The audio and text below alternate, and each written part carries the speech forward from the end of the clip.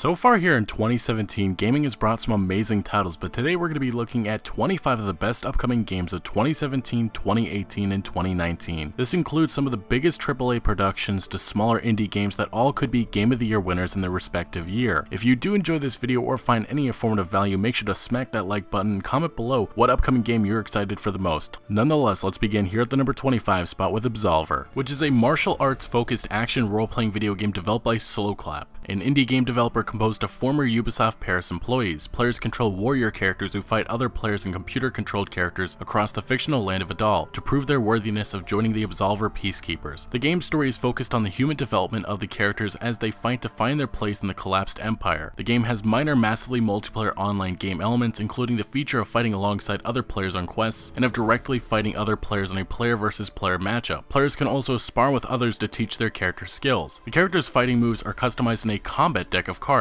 With each card assigned to a move, players earn cards, equipment, and weapons by progressing through the game. Critics who preview this title compared its gameplay to that of Dark Souls and Street Fighter, praising its fluid combat and hyper-realism. This is probably one of the most interesting titles coming sometime in 2017, having already been received well at its E3 showcase in 2016 and winning awards like Game Radar's Best Indie Game of E3. This looks exciting, and the gameplay from what we have seen looks spectacular, and as many other critics have stated with Absolver, this is one of the biggest surprises coming very soon. To the number 24 spot, we have Kingdom Come Deliverance, which is an open-world role-playing video game in development by Warhorse Studios. It will be a single-player experience with branching questlines and a highly interactive world, encouraging emergent gameplay. And it's set in the medieval kingdom of Bohemia, an imperial state of the Holy Roman Empire with a focus on historically accurate and realistic content. The plot of the game reads as so: the old king has died and his heir lacks the power to secure his throne. The new king's brother seizes this opportunity to kidnap the king and pillage his lands, seeking his own advancement. The game will follow the son of a blacksmith whose family has been killed by the invading army. The protagonist seeks revenge and will ultimately strive to restore the rightful ruler to the throne and order to the land. And some of the gameplay features that have been noted are quests, which are intended to be open-ended with multiple ways to complete objectives to allow multiple character types to be viable. The storyline will feature some large-scale events such as castle sieges and large battles. And I have been following this game closely for the last year, and I'm still very excited even after the first delay. There have been some worries such as some of the demos showing visibly bad voice acting and combat, but it looks to be the studios taking their time, and I'm very hopeful this will be an amazing RPG experience because the premise and overall concept of this game is intriguing. Let's just remain optimistic that this will become a reality rather than a vision. To the number 23 spot, we have Little Nightmares, which is an adventure puzzle survival horror game being developed by Tarsier Studios. Already being awarded Indie Game of 2016 at Gamescom by Beyond Pixels, this can be one of the brightest games coming this year, and it said that we'll be immersing ourselves in Little Nightmares, a dark, whimsical tale that will confront you with your childhood fears. Help Six escape the Maw, a vast, mysterious vessel inhabited by corrupted souls looking for their next meal. As you progress on your journey, explore the most disturbing dollhouse, offering a prison to escape from and a playground full of secrets to discover, and you'll be reconnecting with your inner child to unleash your imagination and find the way out. Little Nightmares really looks impressive, and everything about it has caught my interest, as some people have even said it's like Little Big Planet for adults, which to me is awesome. Visually, this game is beautiful and the gameplay mechanics look great, and that's why it quite possibly may be one of the most underrated games coming out this year, and it could be one of those Game of the Year contenders like Inside was in 2016. At the 22 spot, we have Shenmue 3. It's an open-world action-adventure game developed by Nalo and YSNet. In 1987, following the events of Shenmue 2, teenage martial artist Ryo Hazuki has journeyed from Japan to the mountains of China in search of his father's killer. There he met Ling Shenhua, a mysterious girl who previously appeared in his dreams. After learning the legend of her village, which foretells a united path between them, Ryo and Shenhua embark on a journey which will reveal their shared destiny. This is a game that a lot of us never expected to actually get. It's been years since we got Shenmue 2, and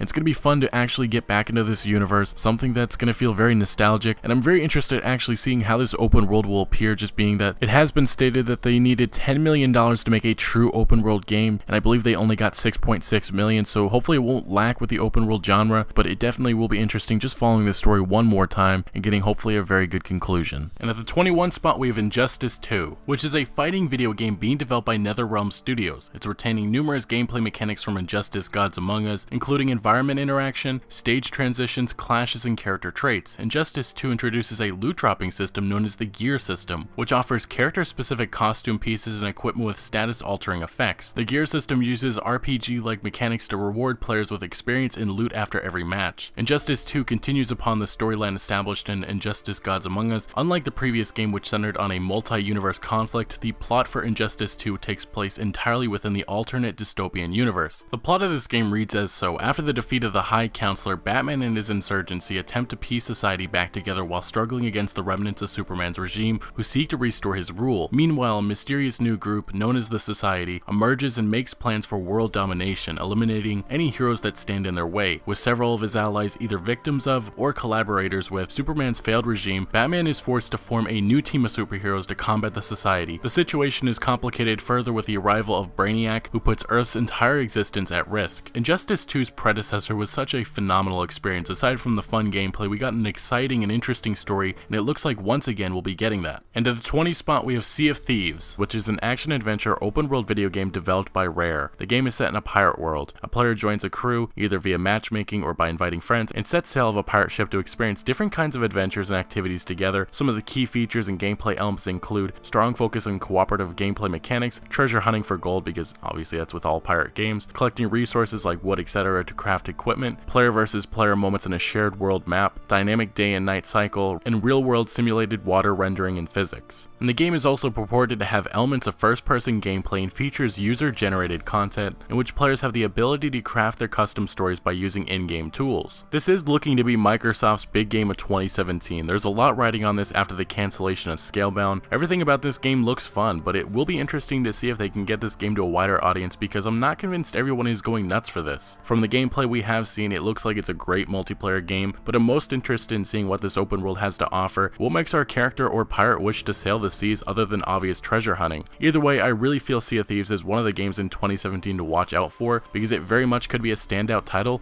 or the opposite. Now at the number 19 spot we have Wasteland 3. This is a role-playing video game developed by Inxile Entertainment. Wasteland 3 is set in the freezing wastelands of a post-apocalyptic Colorado. The player takes control of the last surviving member of Team November of Ranger Squad. This is being developed using the Unity game engine. Some of the setting has been described with Denver, Colorado. Most of Denver is in ruins. During the end of the old world, a nuclear weapon exploded high in the air over the city, killing most of the inhabitants. The skyscrapers that remain are jagged, crooked affairs that lean against each other. In their shadows, the lesser buildings have crumbled, forming ever-shifting mazes and subterranean tunnels of broken concrete and rusted rebar. These urban wilds are battlefields for the predators prowling the city, unaffiliated treasure hunters, and scavengers. Though the radiation is long gone, Denver is still a death trap, but one studded with buried riches from the old world. This is only in early production, and it is Brian Fargo's last game before he does retire. Wasteland 3 is headed to Colorado, and the atmosphere looks great. The facial animation's a little silly, and the combat does look a bit slow, but this game is only in the early stages. By the time it does come out in 2019, this will hopefully be a fantastic new title, giving once again old school Fallout fans what they always wanted. And at the 18th spot we have Star Wars by Visceral Games. This is probably one of the most exciting Star Wars games coming in 2018, being led by Uncharted creator Amy Hennig, Assassin's Creed producer Jade Raymond, and Gotham's Todd Stashwick. Reports right now indicate that this game could be featuring an open world based on EA job listings. And from the brief footage we have seen of our protagonist, it has him in Mos Eisley's cantina on Tatooine, walking out to a few Star Destroyers and TIE fighters, alongside some Empire flags and Rebel graffiti, indicating that this game will take place during the Galactic Civil War. And because Tatooine is an Outer Rim planet only gaining attention after the events of A New Hope, this game could be set during the first trilogy, and maybe we get to see some of our favorite characters like Han Solo and Chewbacca. A lot of fans wanted to see a KOTOR 3, but honestly this Visceral Games Star Wars sounds exciting, and hopefully very soon we'll be getting a better look at where we're headed next in a galaxy far, far away. At the number 17 spot we have Final Fantasy VII Remake. It's an action role-playing video game developed mainly by Square Enix. It's retelling the original story following mercenary Cloud Strife as he and resistance group Avalanche battle against the corrupt Shinra megacorporation and the rogue former Shinra soldier Sephiroth. Gameplay is planned to be a fusion of real-time action. It's also being rebuilt from the ground up using the Unreal Engine 4 and will feature an entirely new combat system. It was revealed at E3 2015 with just a phenomenal, beautiful trailer. It was decided to release the remake in multiple parts so the team did not have to cut any of the original content. They also decided to add new content and adjusted the original original character designs to balance between realism and stylization. This is another remake that a lot of people did not expect to actually ever get, just because it's been years and years that a lot of people wanted to see this, but finally with these new generation consoles, we're actually going to be getting it. It's going to be interesting seeing that they're actually putting this into multi-parts, so where there's going to be episodes. It's been compared to some like the Telltale Games series. I don't know how exactly you could compare that, but they've also decided to say that each episode's going to be like its own game, so that's going to be interesting seeing how that all works out. I'm looking forward to seeing this story one more time just because it was so much fun, and also seeing the new content that they're actually going to be adding. To the number 16 spot, we have Mount & Blade 2 Bannerlord. It's a medieval action role-playing game being developed by Tale Worlds Entertainment. The game is a prequel, 200 years before the events of Mount & Blade Warband. It takes place during the decline of the Calradian Empire and the formation of the kingdoms that appear in the previous games. The armor, weapons, and architecture will draw